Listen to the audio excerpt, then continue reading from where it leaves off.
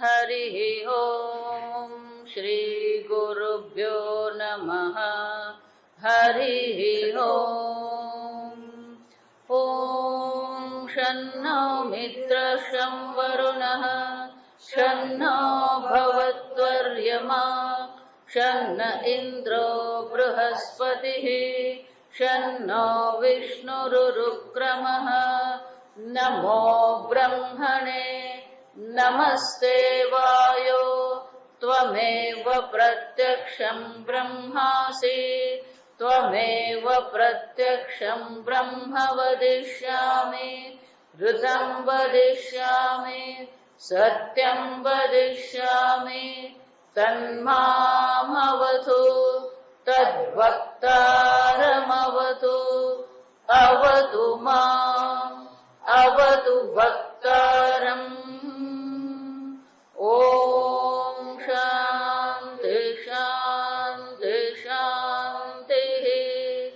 ॐ सहना भवतु सहनौ भुनक्तु सह वीर्यं करवावहै तेजस्विनावधीतमस्तु मा विद्विषावहै।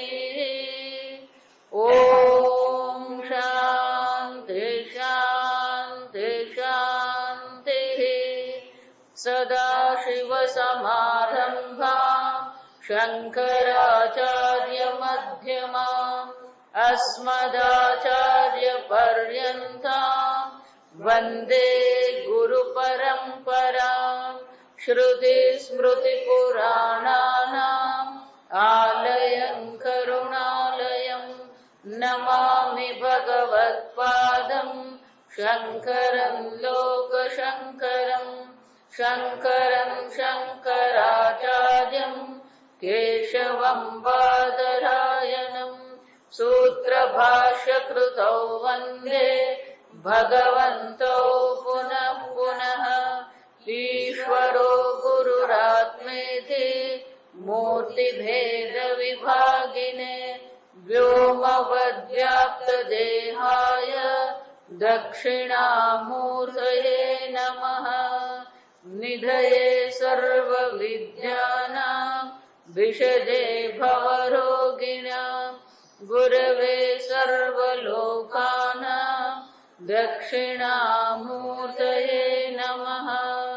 ॐ नमः प्रणवार्थाय शुद्धज्ञानैकमूर्तये निर्मलाय प्रशान्ताय दक्षिणामूर्तये नमः। एकादश अनुवाक मंत्र बीज। देव पितृकार्याभ्यां न प्रमदितव्यम् मातृदेवो भव पितृदेवो भव आचार्यदेवो भव अतिथिदेवो भव। यान्यवद्यानि कर्माणि तानि सेवितव्यानि नो इतराणि। यान्यस्माकं सुचरितानि तानि त्वयोपास्यानि नो इतराणि। एके च अस्मत् श्रेयांस ब्राह्मणाः एके चास्मच्छ्रेयागुंसो ब्राह्मणाः। पाना नंबर बोलो। पाना नंबर મળ્યું 70 નંબરનું જૂના પુસ્તકમાં અને પછી ભાષ્ય છે 75માં પાનામાં 74 અને 75 74માં પાના પર यानि अपि च अन्यानि અનવદ્યાનિ અનિંદિતાનિ શિષ્ટાચાર લક્ષણાનિ કર્માણિ તાનિ સેવિતવ્યાનિ કર્તવ્યાનિ ત્વયા ન અકર્તવ્યાનિ ઇતરાણિ સ અવદ્યાનિ શિષ્ટકૃતાન્યપિ યાનિ અસ્માકં આચાર્યાણામ સુચરિતાનિ શોભનચરિતાનિ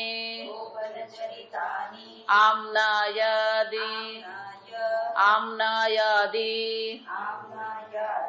અવિરુદ્ધાનિ તાનિ એવ ત્વયા ઉપાસ્યાનિ નિયમેન કર્તવ્યાનિ ઇત્યેતત નો ઇતરાણિ વિપરીતાનિ આચાર્યકૃતાનિ અપિ.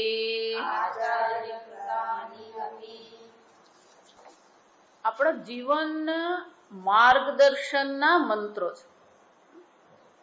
આપણું જીવન કેવું હોવું જોઈએ, એક મનુષ્ય તરીકે આપણું જીવન કેવું હોવું જોઈએ એ દર્શાવતા શું કીધું? માતૃદેવો ભવ, પિતૃદેવો ભવ. આ સમાસ બહુ સરસ છે. માતૃદેવો ભવ કોના માટે કીધું? ભવ એટલે તું બન. કેવો બનવો જોઈએ તું? માતૃદેવો ભવ, જેને માટે માતા દેવ સમાન છે એવો તું બન. એનો અર્થ શું થયો? આપણા મનની ભાવના કેવી હોવી જોઈએ? માતા પ્રત્યે, પિતા પ્રત્યે, અતિથિ પ્રત્યે, આચાર્ય પ્રત્યે આપણી ભાવના કેવી હોવી જોઈએ દર્શાવે છે. એમને દેવ ભાવથી આપણે પૂજ્ય માનીએ, એ પ્રકારથી આપણે એમની સેવા કરીએ, એ પ્રકારથી આપણે એમની મર્યાદા રાખીએ. એટલું જ નહીં, સત્યમ વદ, ધર્મમ ચર, બધું જોઈ ગયા આપણે.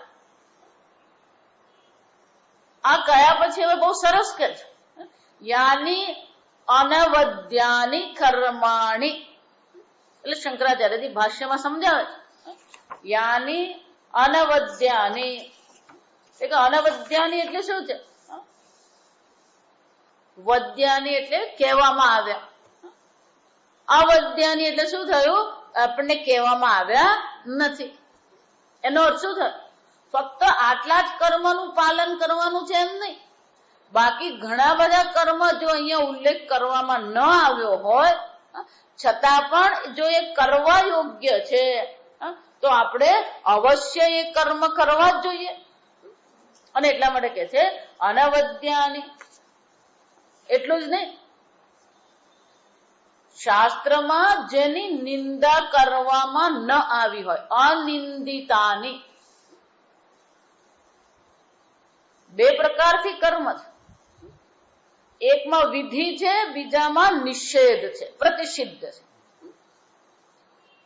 તો શાસ્ત્ર જેની પ્રશંસા કરે છે, જેની વિધિ કરે છે, એ કર્મ આપણે કરીએ. શાસ્ત્ર જેની નિંદા કરી રહ્યા છે એ કર્મ પણ આપણે શું છે? કરવા જોઈએ નહીં. અનિંદિતાની, કોઈ પણ પ્રકારે એની નિંદા, એનો વિરોધ હોવો જોઈએ નહીં. એનો અર્થ શું થયો? શંકરાચાર્યજી અનિંદિતાની કર્મ કોને કહેવાય? એટલે શંકરાચાર્યજી અર્થ આપતા કે છે શિષ્ટાચાર લક્ષણાની. શિષ્ટાચાર લક્ષણાની એટલે કે શિષ્ટ જન, મહાજન જેનું અનુસરણ કરે છે એવા કર્મ આપણે કરીએ. આપણને કેવી રીતે ખબર પડે કયું કર્મ કરવું, કયું કર્મ ન કરવું? આ મનુષ્ય બુદ્ધિની એક વિશેષતા છે. બુદ્ધિમાં તર્ક છે, બુદ્ધિમાં વિવેક છે, વિચાર છે, પણ જે કર્મની ચર્ચા આવે ત્યાં એક જ વસ્તુ છે. ભગવાન ગીતામાં પણ 3જા અધ્યાયમાં અર્જુનને આ જ કહે છે, યદ્યદાચરતિ શ્રેષ્ઠ તત્તદેવ ઈતર જનઃ. યદ્યદાચરતિ શ્રેષ્ઠ. श्रेष्ठ जन जो कर्म करता है, શ્રેષ્ઠ જન જે કર્મ કરે છે એ જ પ્રકારના કર્મ શું કરે છે? ઈતર જન, જે બહુ વિચાર કરવા વાળા નથી. બાળકને આપણે જોઈએ ને, એ બાળકને જોઈએ એના પરથી જ ખબર પડી જાય. આપણે એવું માનીએ વડ એવા ટેટા, એ જ બધી વસ્તુ આવે. એ જ પ્રકારથી બોલવું, એ જ પ્રકારથી વાત કરવી, એ જ પ્રકારના શબ્દો વાપરવા, શબ્દ પ્રયોગ પણ એવા જ હોય. વિચાર, એને શિષ્ટાચાર કહેવાય. પણ આપણા માટે શ્રેષ્ઠ કોણ છે ને એ નક્કી કરવું પડે. એટલે આગળ કહે છે કે તમે કોના કર્મનું અનુસરણ કરો છો? માતા પિતાનું કરો છો, શિક્ષકનું કરો છો, પ્રોફેસરનું કરો છો, તમારા સાહેબના કર્મનું અનુસરણ કરો છો? તમારા માટે શ્રેષ્ઠ કોણ છે? કોને તમે શ્રેષ્ઠ માનો છો અને કોને શ્રેષ્ઠ માનવા જોઈએ? બે વસ્તુ છે ને. એટલે કે છે શિષ્ટાચાર લક્ષણાને. તો કે શિષ્ટ જન કોને કહેવાય? અહીંયા તો શિષ્ટાચાર કહી દીધો, તો શિષ્ટ જન આપણે કોને કહીશું? સમજવા,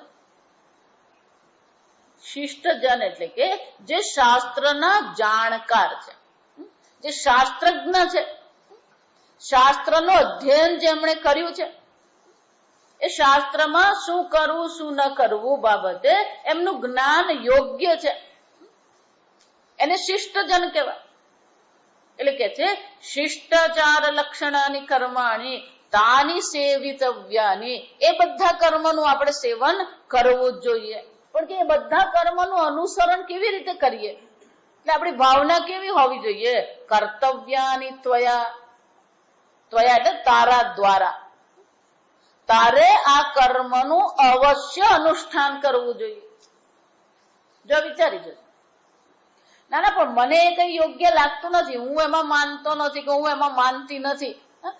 ભલે આપણે એમાં માનતા નહીં હોઈએ, ભલે આપણને યોગ્ય લાગતું ન હોય, ભલે આપણી બુદ્ધિ ના પાડતી હોય, શંકરાચાર્ય શું કહે છે? કર્તવ્યાની ત્વયા સેવિતવ્યાની. એટલે કે તારે કર્તવ્ય બુદ્ધિથી એ કર્મ અવશ્ય કરવું જોઈએ. નહ અકર્તવ્યાની ઈતરાણી. નહ અહીંયા આચાર્ય બોલી રહ્યા છે. એટલે આચાર્ય શું કે છે? અકર્તવ્યાની ઈતરાણી. બાકીના બધા કર્મ કેવા છે? અકર્તવ્યાની. બાકીના કર્મ કર્તવ્ય કર્મ નથી. સ અવદ્યાની શિષ્ટકૃતાની અપી. બહુ મજાનું આ વાક્ય જે બધા છે ને, બહુ મજાના છે. ભલે કોઈક વ્યક્તિ એવું કોઈ કર્મ કરે છે, પણ જો એ કર્મ શાસ્ત્રોક્ત નથી તો પછી એનું અનુસરણ કરવું જોઈએ નહીં. સમજ? શાસ્ત્રમાં જે કહેવામાં આવ્યા છે એ જ કર્મનું અનુસરણ કરવા. એટલે આપણે ભારતમાં કહીએ ને, રામ જે કરે છે એ કર્મ કરવાના, અને કૃષ્ણ જે બોલે છે એ કર્મ કરવાના. કૃષ્ણ ભગવાનનું અનુસરણ કરી શકાય ને? કૃષ્ણ ભગવાનનું અનુસરણ કરવું હોય ને તો પેલો અઘાસુરને મારવો પડે, પૂતનાને મારવી પડે. આ પૂતનાનો વધ કરીએ, અઘાસુરનો વધ કરીએ, બકાસુરનો વધ કરીએ ને પછી કૃષ્ણ જેવા કર્મ થઈ શકે. આ એક એક આપણી મનની ભાવના છે. આપણા મનના જે વિચારો છે, આપણા મનમાં રહેલા જે વિકારો છે એનો નાશ છે. પૂતના એટલે અવિદ્યા છે, અઘાસુર એટલે પાપ છે, પાપ કર્મ છે. વૃત્તાસુર એટલે શું છે? આ કામ વૃત્તિ છે. આમ કામ વૃત્તિ, ક્રોધ વૃત્તિ, લોભ વૃત્તિ, આ બધા પ્રકારની વૃત્તિ પર જો વિજય મેળવ્યો હોય તો પછી કૃષ્ણ જેવા કર્મ થઈ શકે. આપણને આઈસ્ક્રીમ સાંભળીને મોઢામાં પાણી આવતું હોય, આપણને કોઈકને જોઈને રડવું આવતું હોય, કોઈને જોઈને હસવું આવતું હોય. આપણી બુદ્ધિ ક્યારે કયો વિકાર કરે ખબર નથી. ક્યારે આપણને ક્રોધ આવે ને ક્યારે આપણને લોભ લાગે આપણને ખબર નથી. વિચારજો. શાસ્ત્ર કેમ આદેશ કરે છે કે જો તમે તમારી બુદ્ધિ પર વિશ્વાસ કરો છો તો તમારું જીવન ક્યારે ધર્મનિષ્ઠ બની શકે જ નહીં. કારણ કે આપણી બુદ્ધિ કેવી છે? આપણી બુદ્ધિ કોને સમર્પિત છે? આપણું મન કોને સમર્પિત છે? 5 જ વર્ષ પહેલાના તમારા મનનો વિચાર કરો.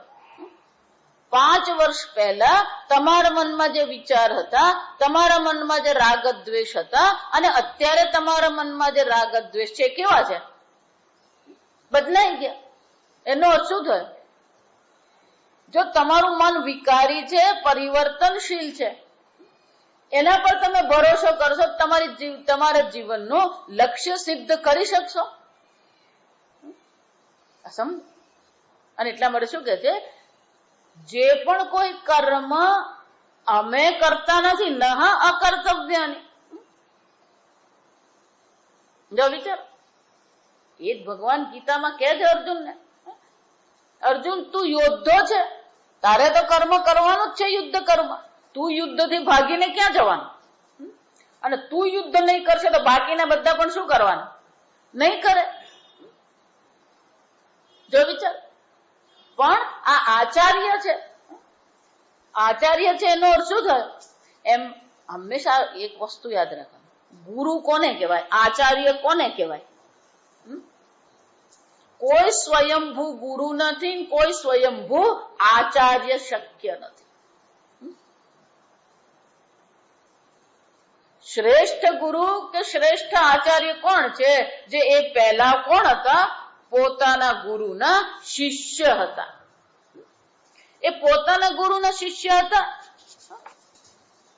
એનો અર્થ શું થયો? એ પણ પહેલા શિષ્ય તરીકે કોઈક અન્ય પ્રકારનું જીવન જીવતા હતા, અત્યારે હવે આચાર્ય તરીકેનું જીવન જીવી રહ્યા છે. એટલે શું કે છે? હવે આચાર્ય તરીકે કેટલાક કર્મો એમને માટે કર્તવ્ય નથી.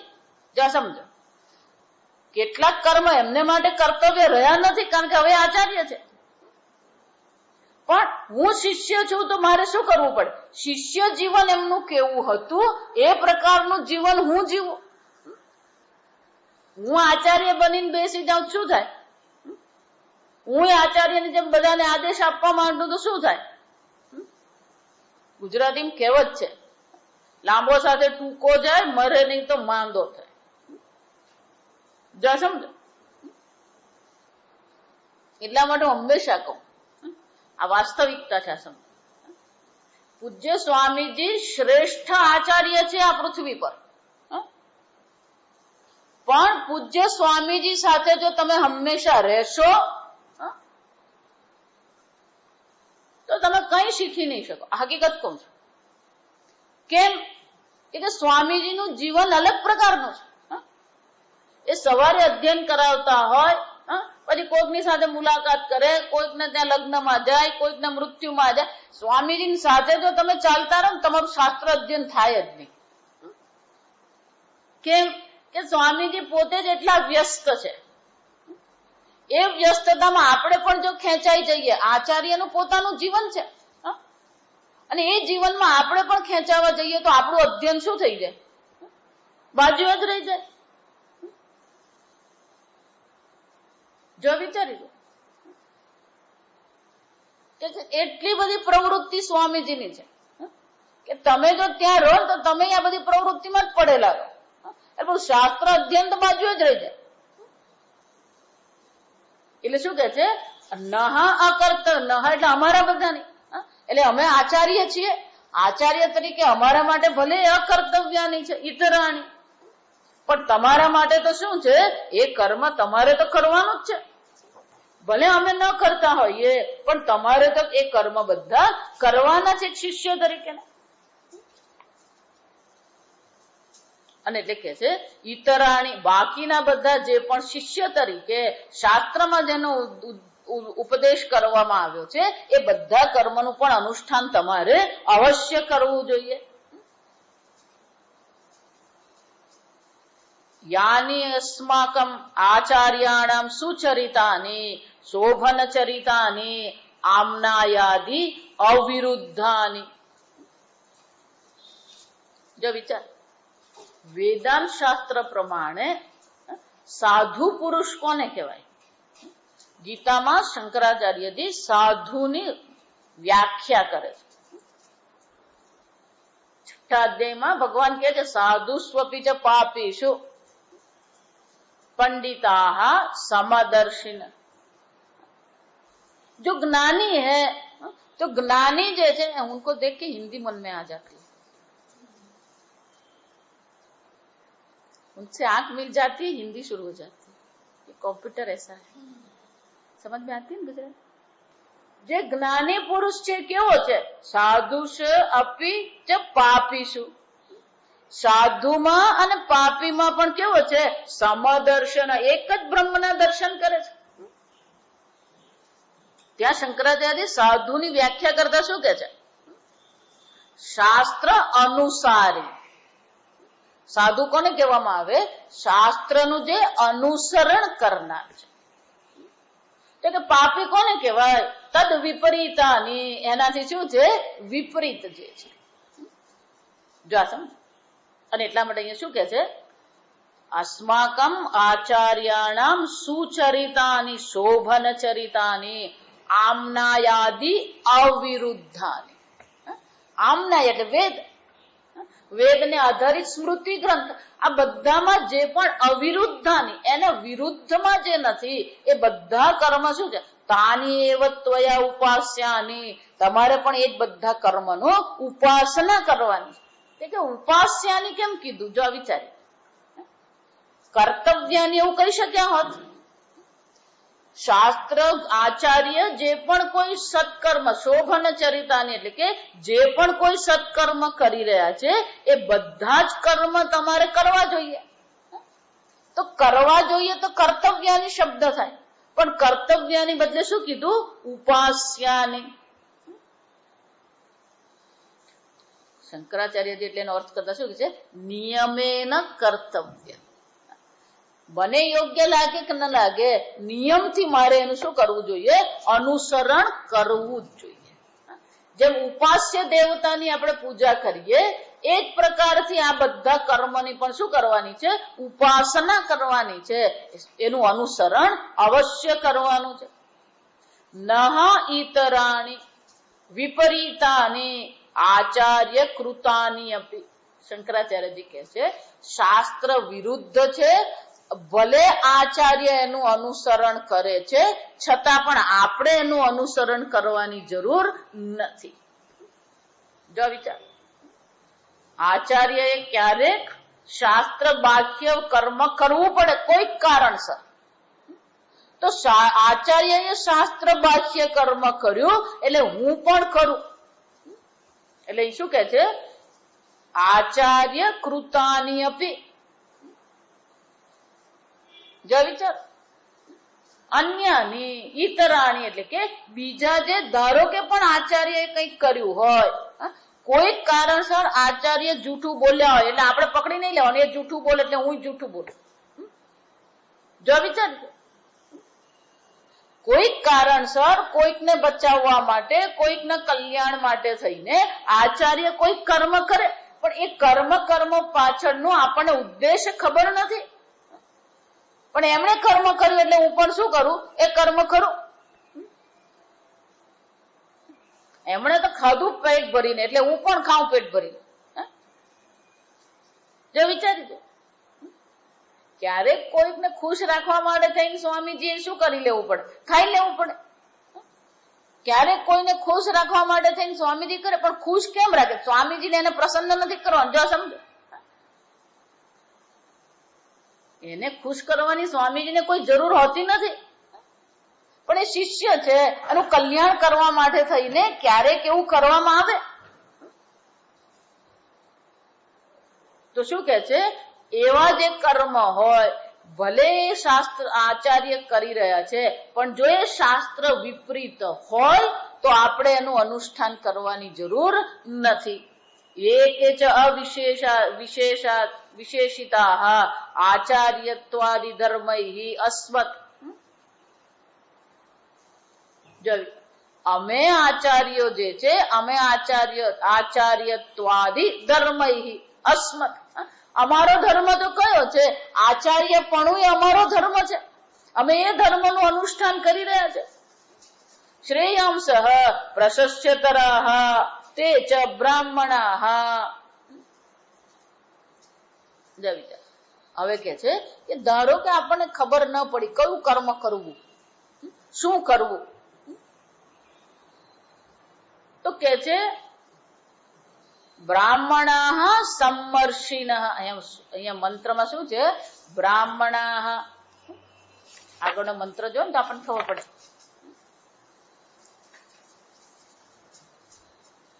ન ઇત એકે ચ અસ્મા શ્રેયાંસઃ બ્રાહ્મણાઃ તેષાં ત્વયાસનેન પ્રશ્વસિતવ્યમ. આ મંત્ર છે.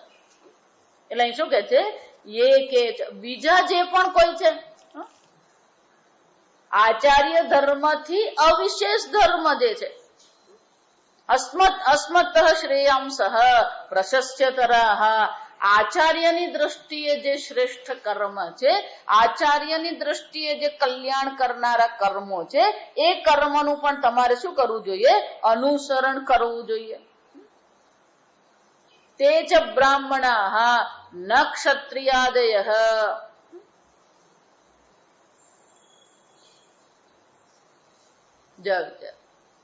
બ્રાહ્મણાઃ નો અર્થ શું થાય? આ જે બ્રાહ્મણ છે, આ બ્રાહ્મણના બે અર્થ થાય.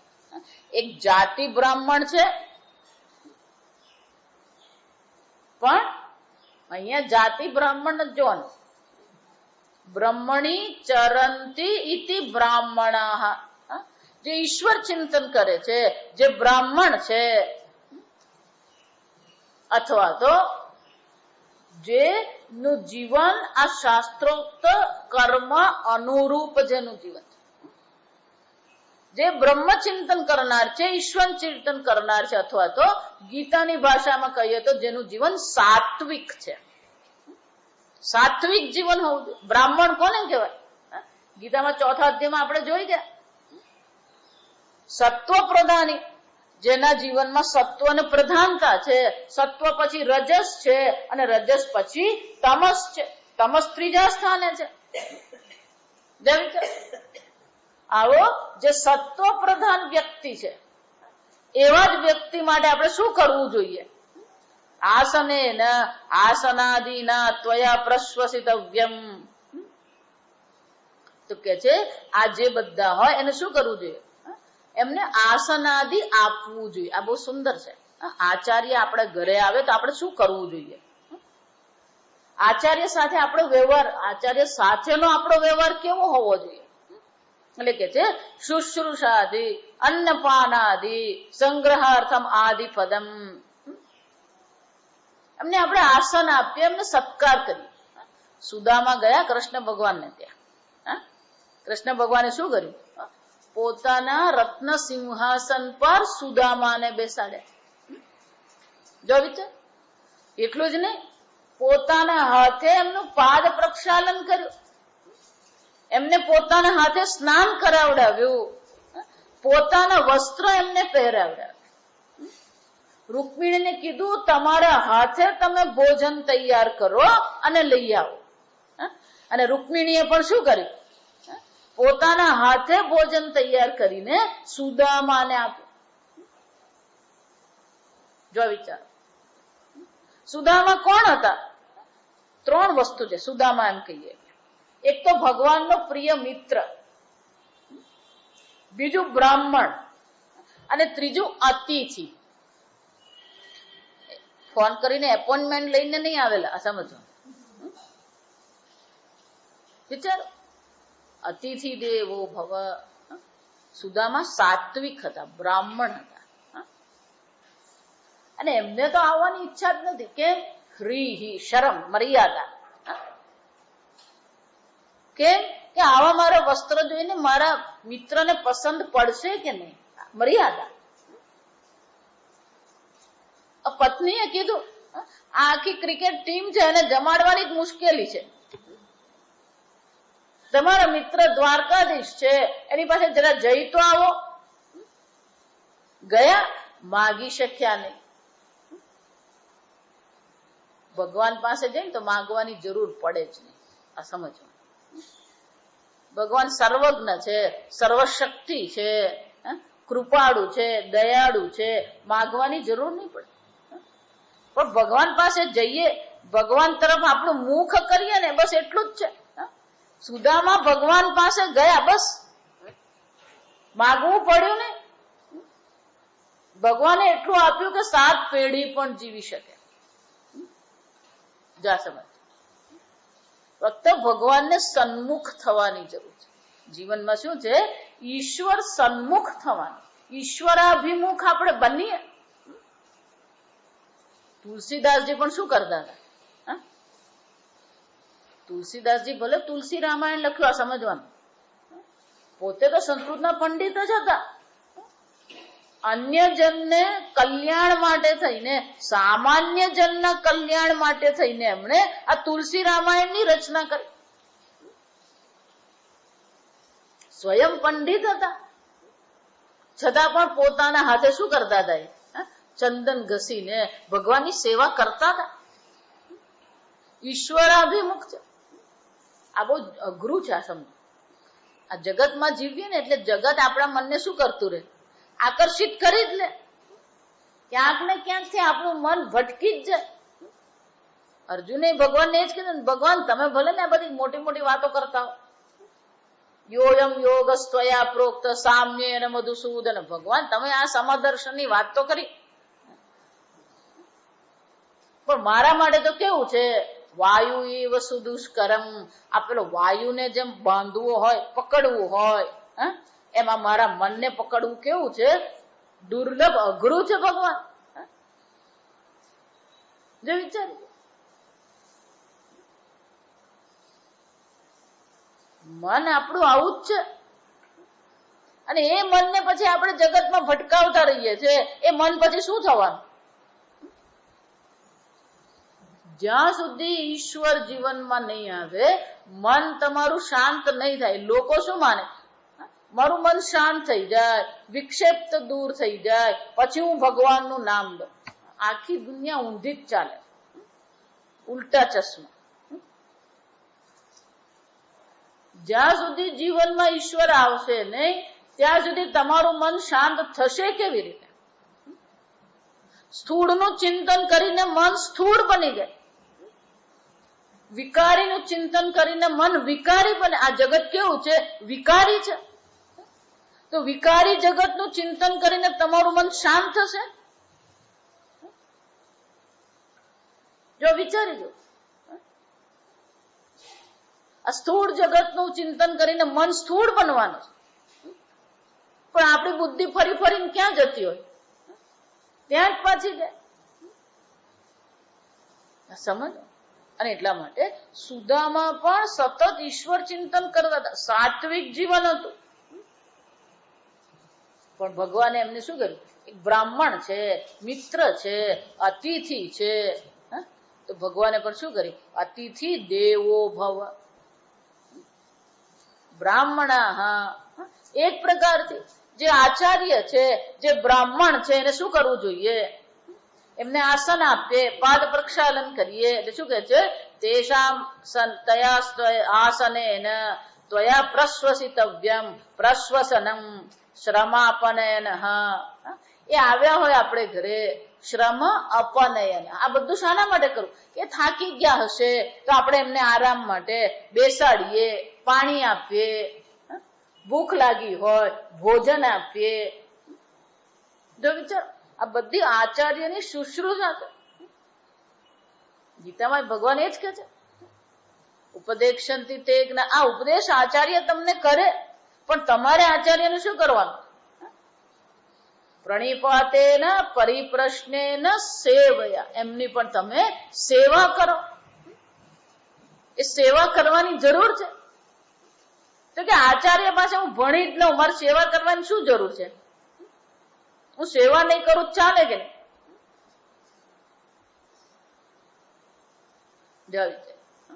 હું આચાર્યની સેવા નહીં કરું, હું તો ખાલી ભણી લઉં, મારું કામ ખાલી ભણવાનું, હું તો શાસ્ત્ર અધ્યયન કરું.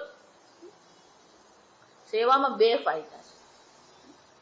પહેલો તો અહંકાર આપણો નીચો થશે.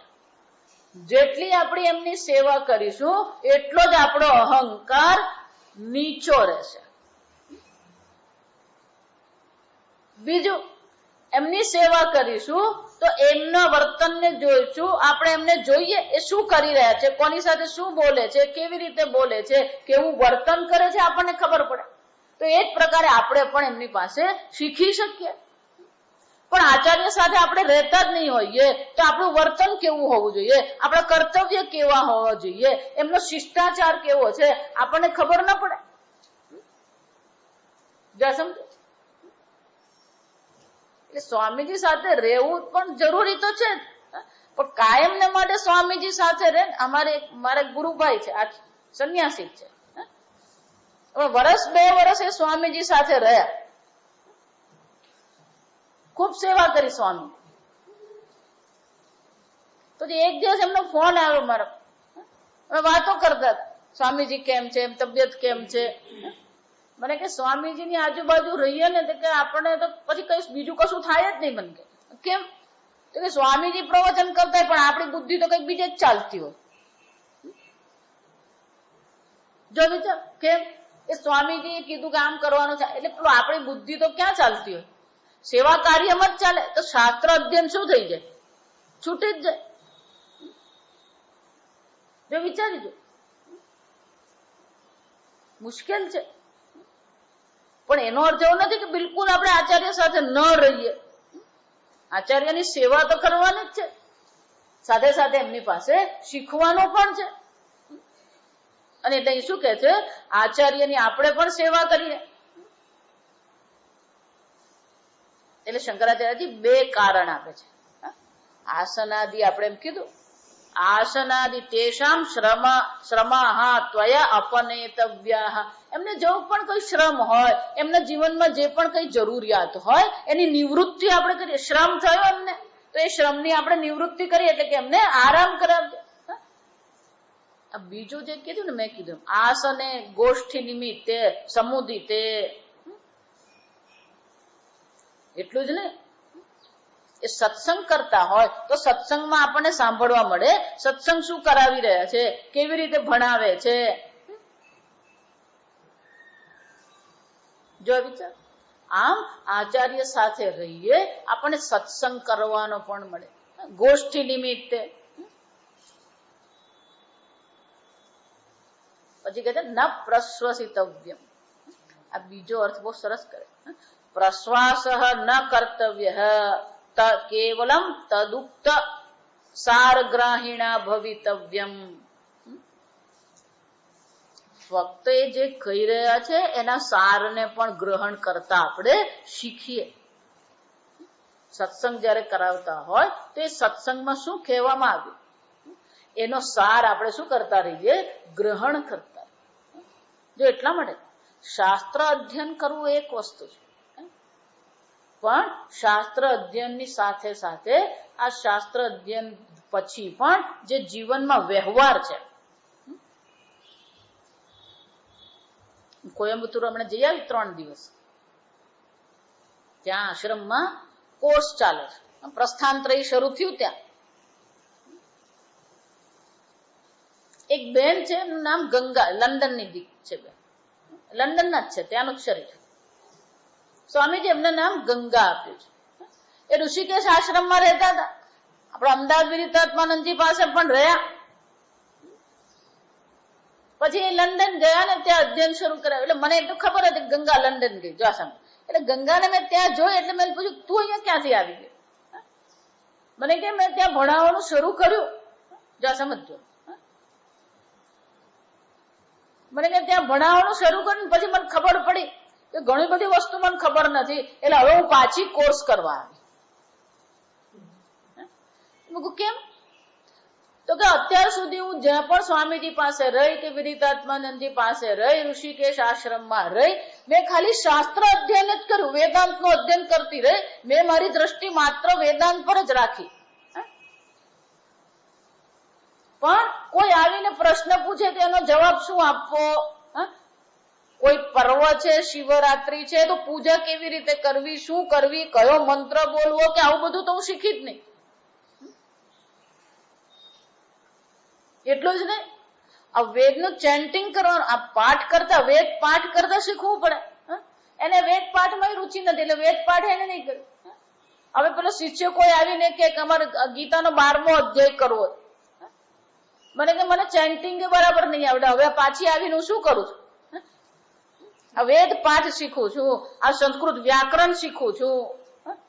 જો આ સમજવાનું, એકવાર ભણાવવાનું શરૂ કર્યું ને તો કોઈ પણ વ્યક્તિ કોઈ પણ શાસ્ત્રના ખૂણામાંથી કોઈ શ્લોક લાવીને આપણી પાસે મૂકી દે. આ શ્લોક સમજાતો નથી, હું રોજ પાઠ કરું છું, આનો અનુવાદ કરી આપો ને. શું કરવાનું? સંસ્કૃત જ જો ન આવડતું હોય, અજાણો શ્લોક હોય તો એનો અનુવાદ તમે કેવી રીતે કરશો? સમજો. એટલે શું કહે છે, આચાર્ય પાસે આપણે બેસીએ, એમની પાસે આ બધું શીખવું પડે. સંસ્કૃત પણ શીખવું. આપણને શું લાગે આ સંસ્કૃત મારે કઈ જરૂર છે જ નહીં, એને એવું જ હતું. હવે પાછી બેસીને કાન પકડીને સંસ્કૃત શીખે છે. કેમ? એટલા માટે હું તમને સંધિ તોડીને અહીંયા ગળિયા વંચાવડાવું છું. જો તમને સંધિ આવડતી જ નહીં હોય તો પછી શબ્દનો અર્થ ક્યાં શોધવા જશો? ધારો કે આન્ય વદ્યાની છે, તમે હવે ધારો કે ડિક્શનરીમાં જોવા જાઓ, આન્ય વદ્યાની મળવાનું છે ડિક્શનરીમાં. ધારો કે એને સંધિ પણ તોડીને યાની અવદ્યાની કર્યું, તો યાની શબ્દ તમે શાસ્ત્રમાં શોધવા જશો, મળશે? ડિક્શનરીમાં મળશે? જો વિચાર. તત્તે તાની, તાની એટલે શું છે? યાની એટલે શું છે? નપુંસક લિંગ છે, પ્રથમ વિભક્તિ છે, બહુવચન છે. સંસ્કૃત ભણ્યા જ નહીં તો યાની આપણે ડિક્શનરીમાં યાની શબ્દ શોધવા જઈએ. અહીંયા કોઈ મૂળ શબ્દ તો હશે નહીં, વિભક્તિ વાળા જ શબ્દ હોય. જો વિચાર. એટલે જયારે આપણે શાસ્ત્ર ભણીએ ત્યારે એક વસ્તુ જ, ભણાવ્યા ત્યારે શું કરવું પડે? આ બધું જ જોવું પડે, પછી સંધિ જોવી પડે. યક્ષોત્રેણ ન શૃણોતિ, આ પેલું કઈને ઉપનિષદમાં આવે, અહીંયા પડે અસ્માકમ જા લખ્યું, અસ્માત શ્રેયા. હવે શ્રેયા શબ્દ તમે શાસ્ત્રમાં શોધવા જાઓ ડિક્શનરીમાં શ્રેયા શબ્દ મળશે તમને? જો વિચાર. અહીંયા પેલો શ શંકર નો છે, એનો શું બની ગયો? છ બની ગયો.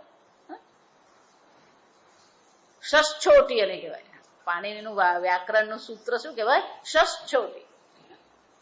અટિ પરત સહ સ્થાને છ આદેશ. છ બની ગયો, પણ છ ને બદલે શું છે? શ શંકર નો છે. વ્યાકરણ ભણ્યા જ નહીં હોય તો શું થવાનું? જો વિચારજો. સમજવાનું. એટલે કહું કે આ બધા ગીતામાં એવું જ છે. કેટલા શબ્દો એવા છે બધા ભેગા હોય એટલે આપણને ખબર ના પડે. અને એટલે શું કે છે, આ બધી વસ્તુ જરૂરી છે. શાસ્ત્ર અધ્યયન પણ કરીએ, આચાર્યની સેવા પણ આપણે કરીએ, એમને જીવનમાં જે પણ કઈ આવશ્યક છે એ બધી આવશ્યકતા પણ આપણે પૂરી પાડીએ એમને. એટલું જ નહીં, એમની સાથે જયારે પણ બેઠા હોઈએ ત્યારે એમની સાથે જે ગોષ્ઠી થઈ રહી હોય, સત્સંગ કરીએ, પણ આપણને જ બોલવાનું જોઈતું એટલે પેલો શું કરતો રહે? શાસ્ત્રમાં નિયમ છે, આચાર્ય પાસે જઈએ, સંત મહાત્મા પાસે જઈએ તો મૌન થઈને બેસવું જોઈએ. પણ આપણને પેલું પ્રેશર હોય બોલવાનું, એટલે પેલું બોલતો જ જાય. એનો અર્થ શું થયો? આ આચાર્ય તરીકેનું ત્રીજું કર્તવ્ય. શાસ્ત્ર અધ્યયન તો કરાવવાનું, સત્સંગ તો કરાવવાનું, લોક કલ્યાણ તો કરવાનું. એટલે સ્વામીજી કે આચાર્ય બનીએ ને પછી સાંભળવાની પ્રેક્ટિસ કરવી પડે. શાની પ્રેક્ટિસ કરવી પડે? કે પેલાને કઈ કેટલું કેવું હોય, કોઈને કહી નહીં શકતો એટલે આપણને આવીને કહેતો, એટલે આપણે શું કરવાનું? એ આપણી પાસે શાસ્ત્ર શ્રવણ કરીએ, આપણે એની પાસે સંસાર શ્રવણ કરવાનું હોય. આ બધે જ આવું ચાલે. સમજ. હમણાં જ એક સ્વામીજી સાથે ફોન પર ગયા અઠવાડિયે વાત કરી, સ્વામીજી આ ભાઈ આવ્યા ને તમને? હા આવ્યા ને, કે 1.5 કલાક બોલીને ગયા. ત્યાં વિચારજો. સ્વામીને ફટ કહી દીધું. એનો અર્થ શું થયો? પેલો ગયો હોય અડધો કલાક મળવા માટે, એને બદલે શું થયો? 1.5 કલાક. કેમ સ્વામીજી?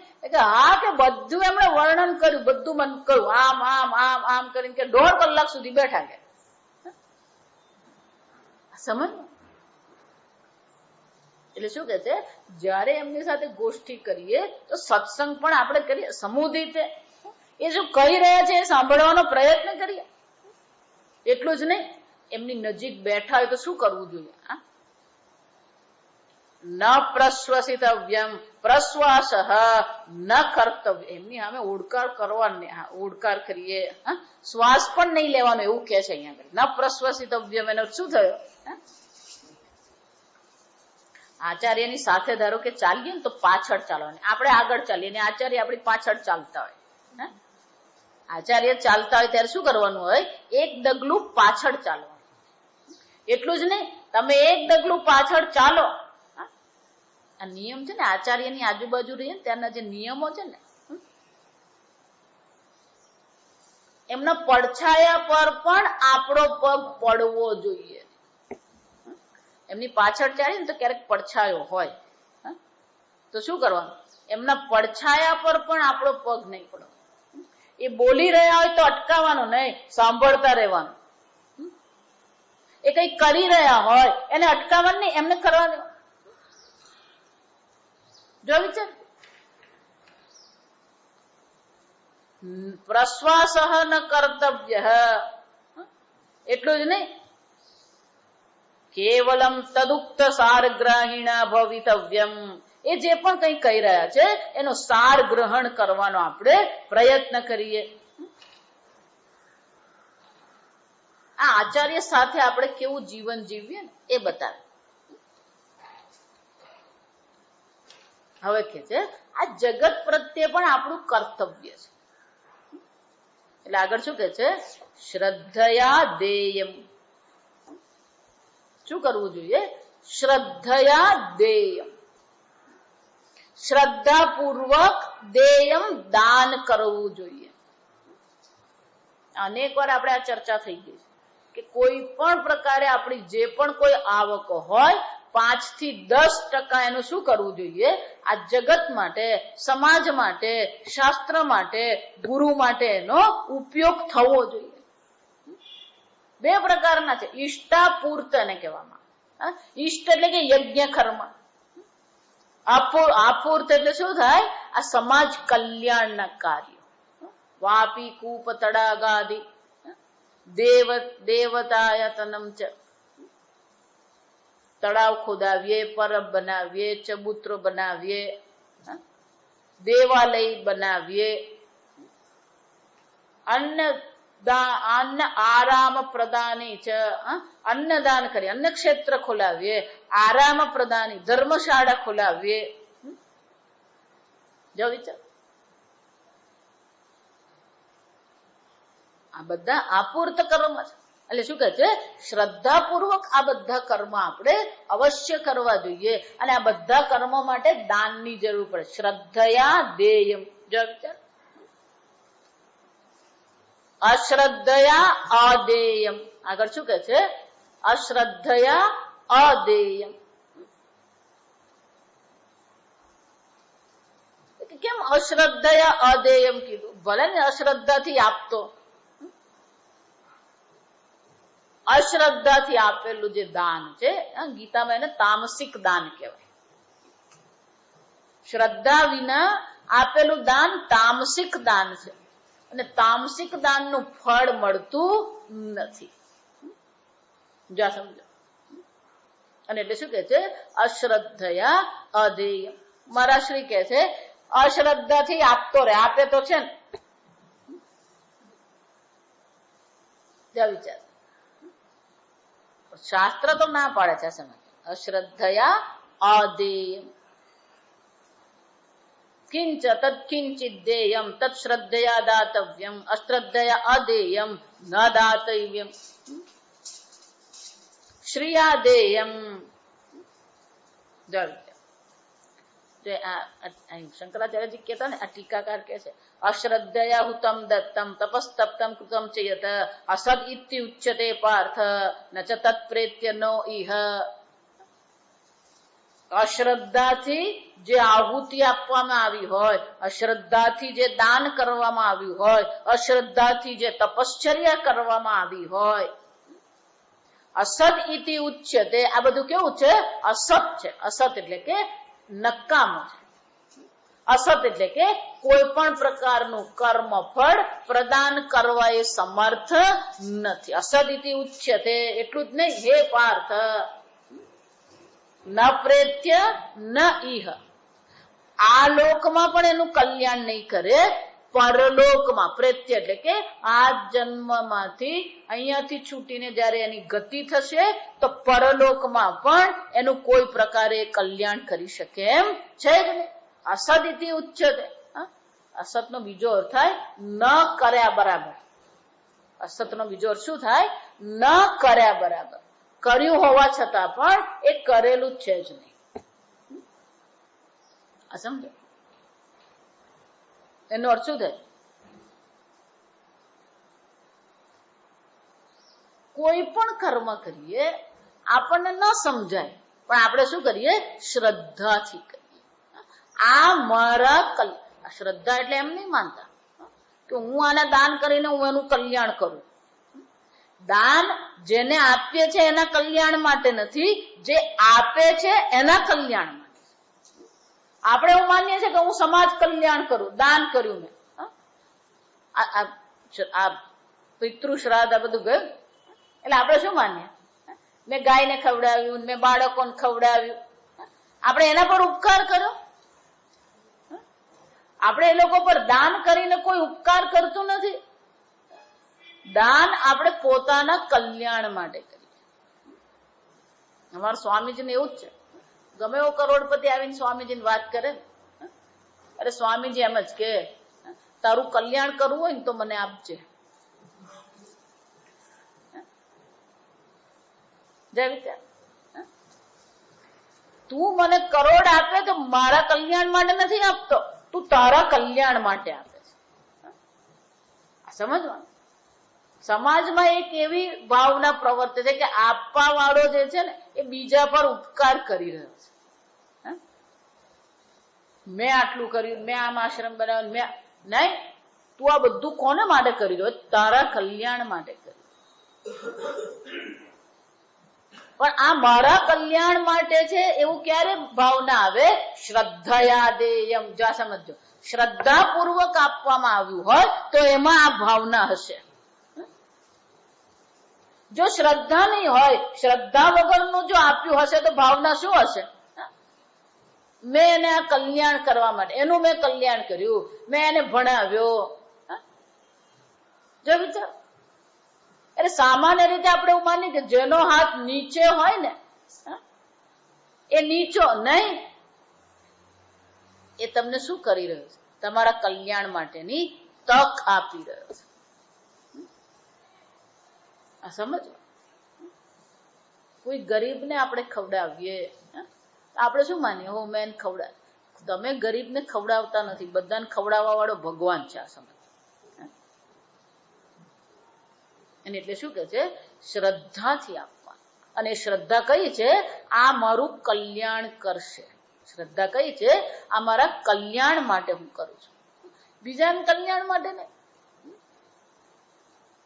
પછી આગળ કે છે શ્રિયા વિભૂત્યાદેયમ.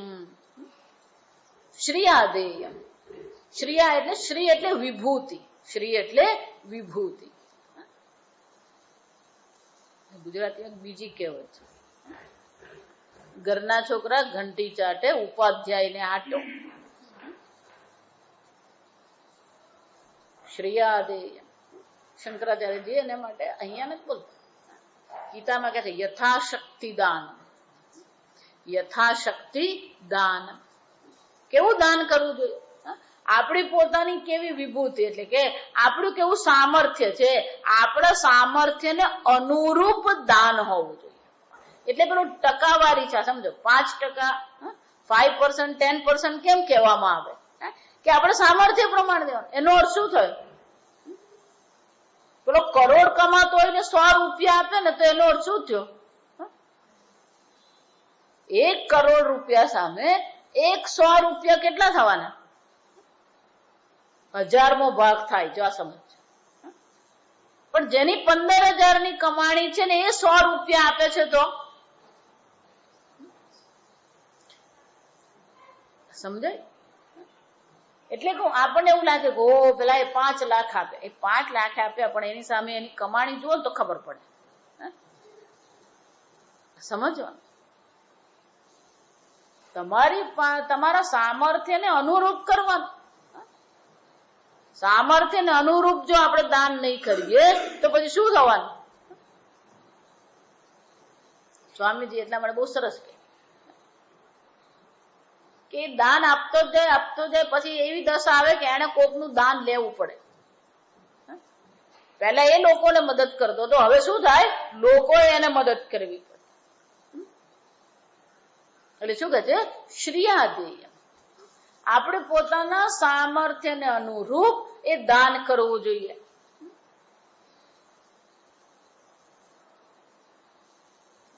હ્રિયાદેયમ, હ્રિયા લજ્જયાદેયમ.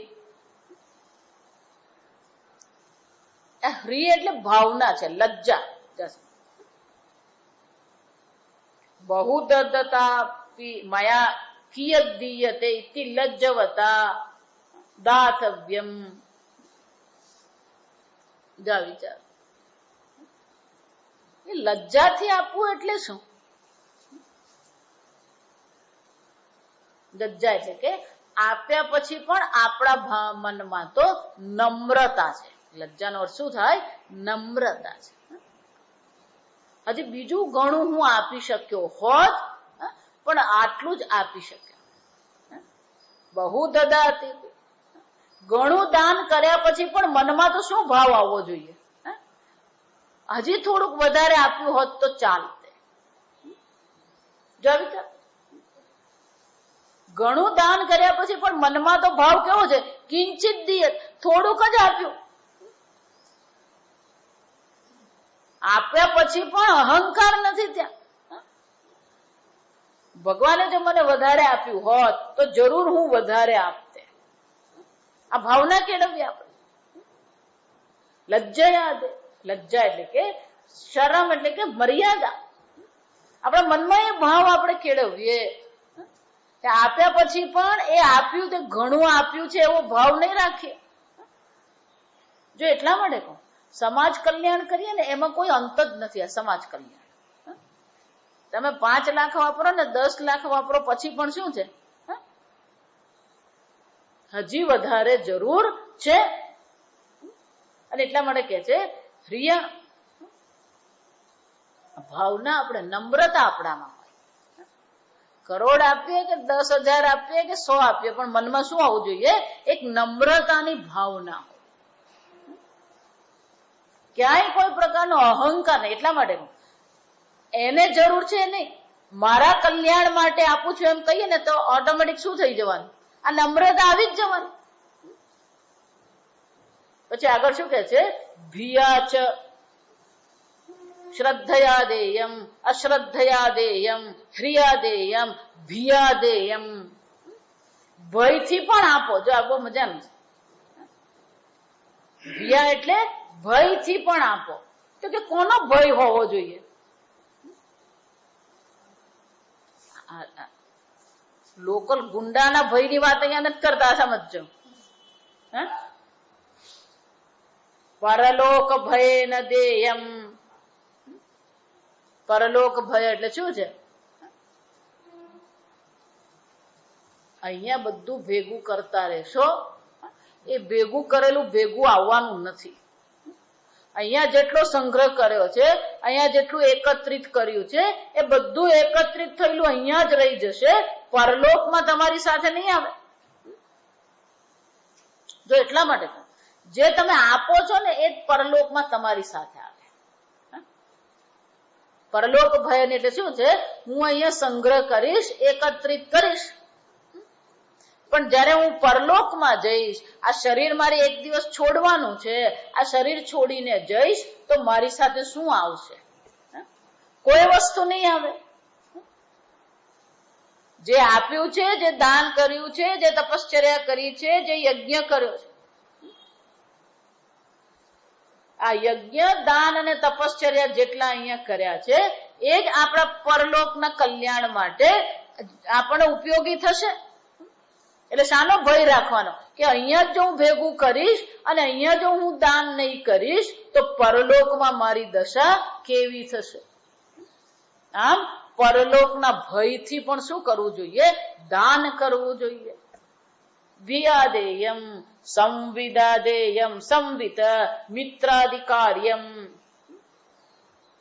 સંવિદાદેયમ, સંવિદા એટલે શંકરાચાર્યજી કે છે સંવિત મિત્રાધિકાર્યમ. સંવિત કોને કહેવાય? મિત્રાધિકાર્ય. એનો અર્થ શું થાય? આપણી આજુબાજુ જે મિત્ર મંડળ છે, સંબંધી છે, સુહૃદ છે, એમને પણ નિમિત્તથી કોઈનો દીકરો ભણી રહ્યો છે પણ એની પાસે ટ્યુશન ને ફી નથી, આપણે શું કરીએ? એને આપ્યો. સ્કૂલ ચાલુ થાય તો બાળકોને આપણે શું કરીએ? જો હમણાં જ મારા પર ઈમેલ આવે પરમ દિવસે, આપણે આ એમ ફોર સેવા જે છાત્રાલયો બની રહી છે, આખા ભારતમાં આપણી એમ ફોર સેવાની બધી છાત્રાલય બને છે. અમેરિકા દેશ એક અલગ પ્રકારનો દેશ છે.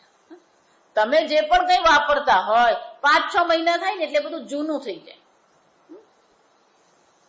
જૂનું જ થાય ને એ નકામું થઈ જાય. તો ત્યાં એક બેને શું ઓફર કરી કે તમારી પાસે જે પણ કોઈ ડિક્શનરી હોય, એન્સાયક્લોપીડિયા હોય, જેનો હવે તમે ઉપયોગ કરતા નથી, એ તમે શું કરો? અમને આપો.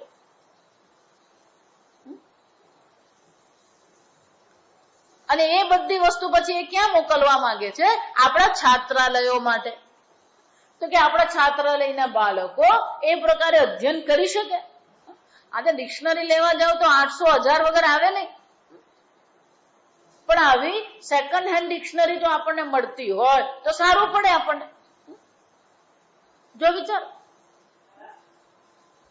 આમ આપણી આજુબાજુ જે લોકો છે એમની જરૂરિયાતો જે છે એ જરૂરિયાતો પણ શું કરવી જોઈએ? આપણે જરૂરિયાતમાં મદદ કરવાની. સંવિદા દે એટલે ગુજરાતી કહેવાય ને, પડોશી પહેલો સગો.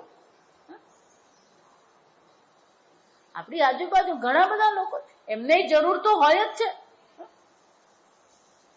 જો વિચારો, આ બધા મોટા મોટા શેઠ હોય ને, આમ બધું દાન કરતા હોય, પણ એને બધા નોકર કામ કરતો હોય ને એને પેલો 500 રૂપિયા આપીને જ બેસાડેલો હોય. એટલે શું કે છે? સંવિદા દેય. જે પણ કોઈ મિત્રાધિકાર્ય, આપણા મિત્ર છે, સંબંધી છે, પડોશી છે, આપણી આજુબાજુ રહેનારા લોકો હોય, એ બધાને પણ આપણે શું કરીએ? દાન કરીએ. આમ અહીંયા ઘડી આ દાનનું પણ મહત્વ બતાવ્યું કે આપણા જીવનમાં દાન પણ અવશ્ય હોવું જોઈએ. આમ આ પ્રકાર અથૈદ યદિ કર્મ ચિકિત્સા, હવે નવો વિષય શરૂ થાય છે. આમ માતા પિતા સાથે આપણો સંબંધ કેવો હોવો જોઈએ, આચાર્ય સાથે આપણું જીવન કેવું આપણે જીવીએ, અને આ દાન કેવા પ્રકારે કરીએ, આ 3 પ્રકારે સમજાવ્યા પછી હવે એક નવો વિષય શરૂ થાય છે. આપણે આવતીકાલે ઓમ અસતો મા સદ્ગમય તમસો મા જ્યોતિર્ગમય મૃત્યોર્મા અમૃતંગમય. ઓમ પૂર્ણમદ પૂર્ણમિદં પૂર્ણાત પૂર્ણમુદચ્યતે પૂર્ણસ્ય પૂર્ણમાદાય પૂર્ણમેવાવશિષ્યતે. ઓમ શાંતિ શાંતિ શાંતિ. હરિ ઓમ શ્રી ગુરુભ્યો નમઃ. હરિ ઓમ.